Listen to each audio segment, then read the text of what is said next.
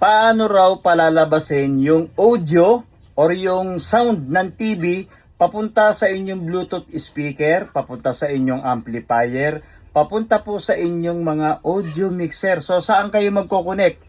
Sa HDMI ba? Diyan Luha, no? So ang HDMI ay ganyan, merong 1, kaya HDMI po yan, HDMI 1, HDMI 2. Yung iba nga 6 pa yung ganyan. Or dyan sa mga RCA na nakakonect na yan, dyan Luha, dyan ba kami mag-out ng aming audio? So, yun ang mga kadalasan pong tanong sa atin. So, hindi po dyan, no? Ang nakikita po ninyo, yung kagaya ng ating mga nakikita nyo ngayon, yung HDMI na yan, yan po ay puro input. Okay, uulitin natin. Input po yung nakikita po ninyong karamihan po dito. So, alin ba magiging out? Unahin natin muna yung HDMI. So, yan pong input na yan, okay? Hindi po dyan lalabas ang sound. Okay? Yan po ay pagsasaksakan po ninyo ng inyo. Halimbawa, computer, o yung mga monitor. Gagawin yung monitor to ng CCTV. Gagawin nyo itong monitor po ng inyong mga projector. Yan po yung HDMI. Pwede po ito sa mga videoke player. Pwede po yan sa mga ginagamit po nating audio, no? Halimbawa, mga computer, no? Pwede nyo i-out dito, i-in, ipasok po ninyo. Yung inyong, halimbawa, videoke player, meron kayo, no? Naka-HDMI. So, lalabas yung video, papunta rito.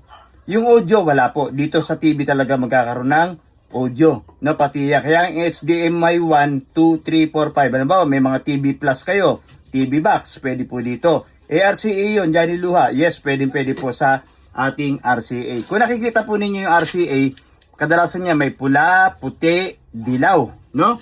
So, kung walang dilaw, may nakasulat naman po dyan na video. So, yung inyong mga videoke player, meron po yan tinatawag na left and right audio. RCA po yan. Kagaya niyan, RCA, no? Tapos, yun po yung magsisilbing audio input pa rin. Yung audio na halimbawa, videoke player po ninyo. Yung tunog ng videoke player ninyo, lalabas po sa inyong mga TV. Yung dilaw naman, video po yun, lalabas yung video na manggagaling po sa inyong mga videoke player or sa inyong mga projector. Pwede kasing RCA papuntang projector, no? Pwede po yan sa mga inyong mga ginagamit na pang monitor, no? Yan, kagaya niyan. Okay? So, di saan kami maglalabas ng out? Diyan Luha kasi gusto nga namin yung pinakang sound nito ay lalabas sa amplifier. Una, kasi po, ganito yan. Magkakaiba po tayo ng Bluetooth. Magkakaiba tayo ng TV. Napakarami pong TV. Iba't ibang TV. May smart TV, may analog, yung mga iba't ibang brand ng TV, no? So, ganito yan. May makikita kayo sa inyong mga television. Tingnan nyo po, may bilog yan na maliit. Yun po yung tinatawag natin na 3.5 jack. Kadalasan po sa ibang TV, meron pong nakasulat na earphone or headphone or headset icon. Yung alam niyo yung sa tenga, no? May icon po yun, may palatandaan. Or yung iba, nakasulat ay audio in. Okay, audio in po yun, bilog yun, 3.5 jack yun. So, yung audio in bilog na yun, pupunta po yun sa amplifier ninyo or doon sa inyong mga tinatawag na audio mixer, yung earphone icon. Okay? Or, yung iba kasi optical po ang ginagamit dyan. So, optical, yun po yung maliit. No, kadalasan ngayon yung mga bagong TV, mga smart TV, may optical yan na maliit. Yung iba pa nga may libreng optical yun, no. So, dyan Luha, paano yun? Optical nga yun. Okay. So, kasi may converter tayong ginagamit. Kaya may optical yung mga TV ninyo para po sa mga soundbar. Yung ibang soundbar kasi na libre or binili ninyo, optical to optical. Ngayon, paano yung TV, yung amplifier ninyo? RCA yun. So, meron pong nabibili na optical, tapos yung pinakang likod nyon ay RCA. Parang kinonvert niya. So, papunta naman ang inyong amplifier. Dyan Luha, sa audio mixer naman, ganun din po. Yung ating optical, halimbawa lang optical, bilog. Tapos, may converter. RCA naman yung pinakang likod. Halimbawa, ito na yung likod ng converter ninyo. Papunta po ng audio mixer. No, gagamit lang po kayo ng RCA to RCA.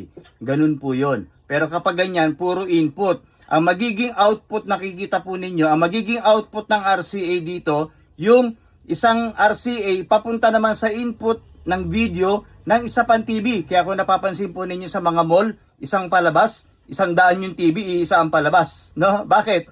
Kasi po nakalink. Okay, so halimbawa nandito yung video, andito yung player yung player, yung lumalabas na video or yung palabas. Ngayon, may meron po diyan na video or yung out, no? Video out papunta doon sa input ng panibagong TV. So yung palabas nito pupunta ron sa pangalawang TV. So ganun doon, dugtong-dugtong lang, naka-series na. So ang mangyayari, isang palabas, isang TV nandito, isang palabas na nandito sa TV, isang daang TV na nakalink dito, iisa po ang palabas. Napansin po ba ninyo yan sa mga mall, di ba? Bakit yung TV nila isa ang palabas, no? Pero ang daming TV. Ganun po yon.